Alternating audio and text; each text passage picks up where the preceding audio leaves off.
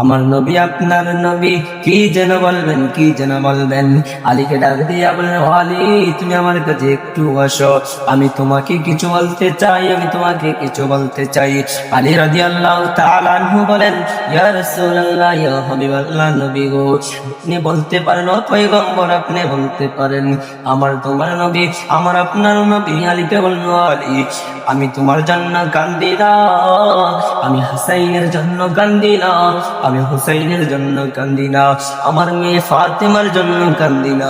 ওরে আলী, আমি কান্দি আমার গুনাহগার উম্মতের জন্য। আলী রাদিয়াল্লাহু তাআলা আনহু বলেন, ইয়া রাসূলুল্লাহ, ইয়া হাবিবাল্লাহ, আপনি কেন তাদের জন্য কাঁদেন? ইয়া রাসূলুল্লাহ, ইয়া হাবিবাল্লাহ, আপনি কেন তাদের জন্য কাঁদেন?